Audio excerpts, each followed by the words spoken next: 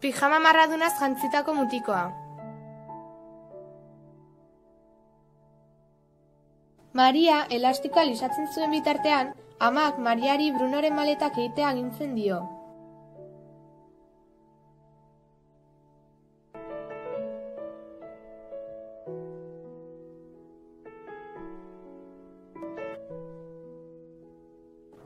Maleta prestatuta dagoenez, etxe berriran zabiatuko dira.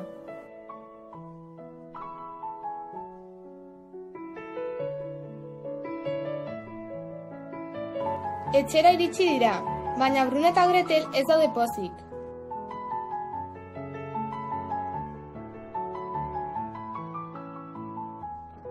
Brunoren logela berritik harresi bat ikusten da.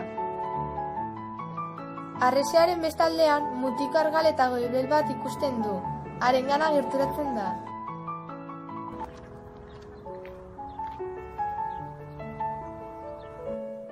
Brunok Shmuel ezagutzen du.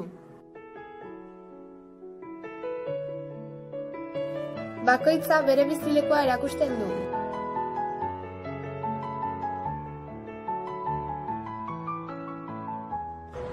Egunero janariara ematen dio, hain zen luzea bidea non beti zatitxo bat jaten zuen.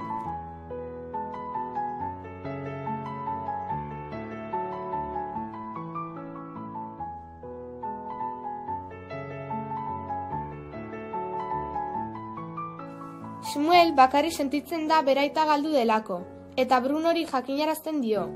Bruno lagunduko diola esaten dio. Shmuele Brunorentzat pijama bat lortu du. Horrela biak batera aitaren bila joango dira. Zer gertatuko da? Aurkituko al dute?